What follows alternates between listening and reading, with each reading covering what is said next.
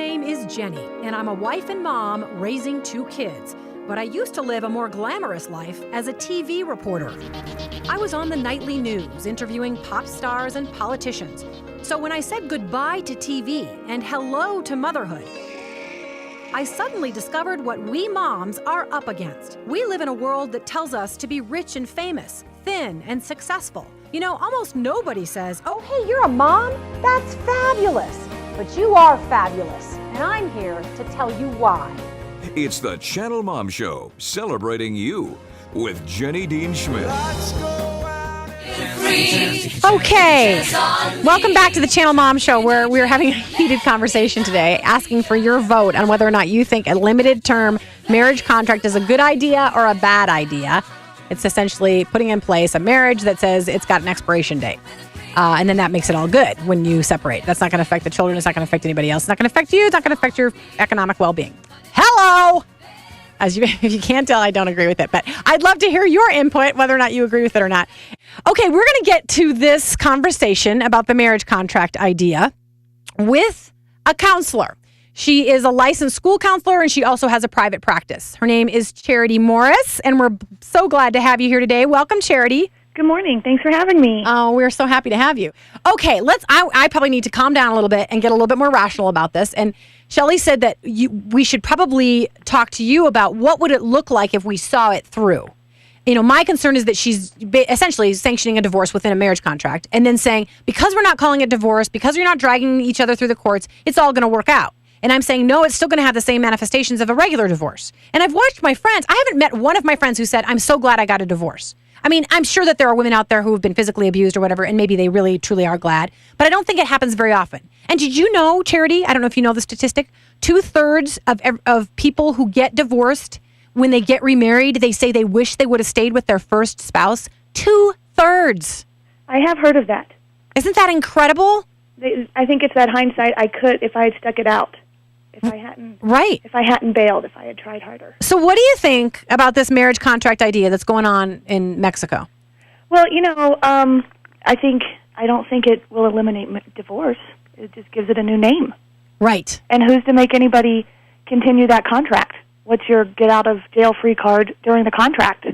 Sure. You know what I mean? Sure. And, when we were listening earlier to your show, when you talked about the 20 years to have kids, for the sake of having kids, kudos to my husband saying, I'm sorry, I didn't know my parenting responsibilities ended in 20 years. Oh. Which I'm like, that's a really good point. Yeah.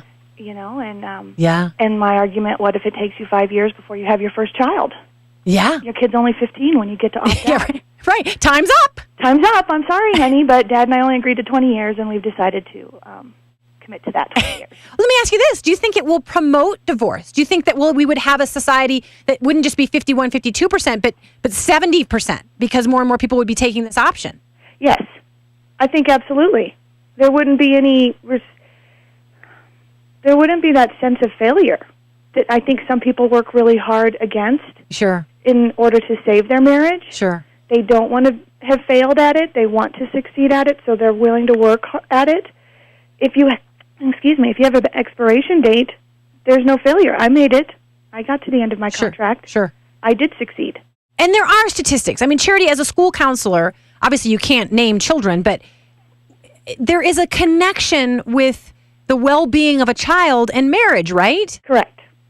Absolutely. In fact, I randomly picked this morning. I went through my last year's schedule of when I was seeing students I saw on a fairly regular basis for any gamut of emotional, academic, social issues.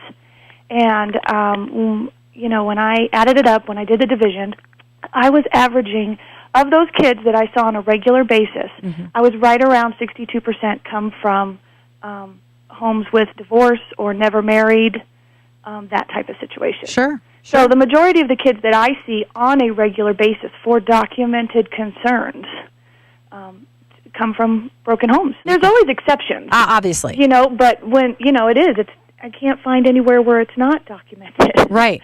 So. And they're 3 times more likely to be expelled, actually. Kids who come from divorce, 3 times more likely to be kicked out of school. So that tells you something right there. Right. 5 times more likely to live in poverty.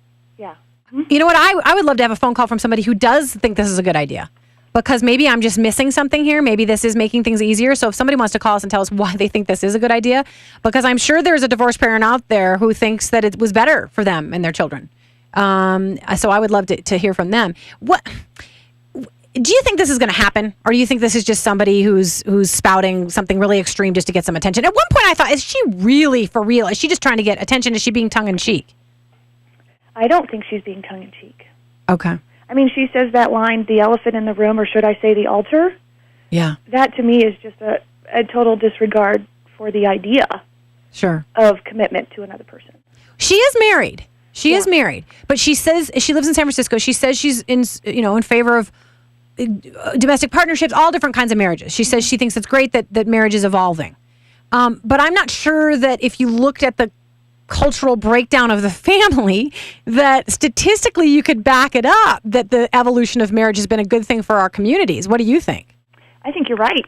I would be interesting to see somebody do a great long-term study on all the varieties of marriage, or, cohabitating or whatever. You know what I mean? Sure. It would be interesting to see, but my gut would be that it would not be backed up.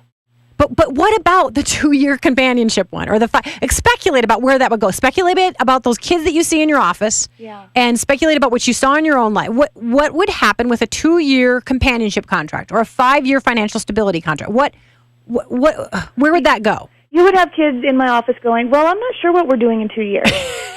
Because my mom and her current husband, or my dad and his current wife, we're not sure what we're going to be doing. So you'd have kids who are totally living for the moment. Because there's no sense of security, there's no sense of longevity in trusting, loving relationships. Yeah.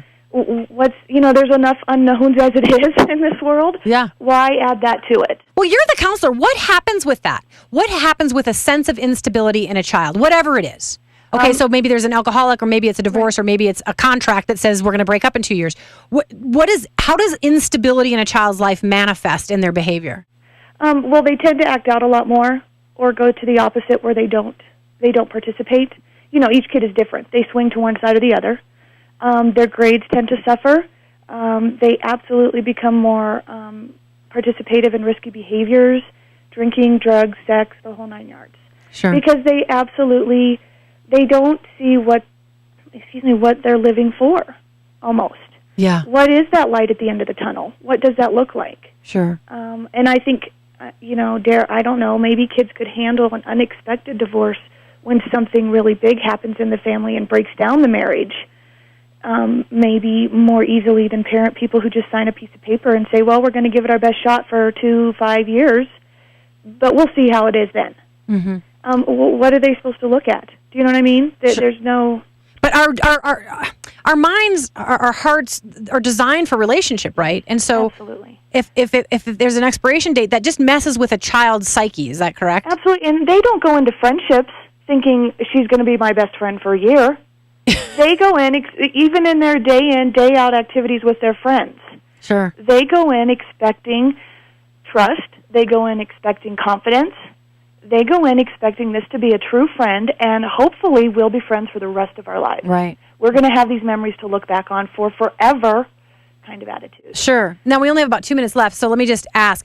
I imagine there are some moms listening, and I've had mom friends who have gone through divorce, and I ache for them because I am not judging a divorced person today. I'm saying I'm not sure we should be sanctioning divorce within the marriage contract, okay?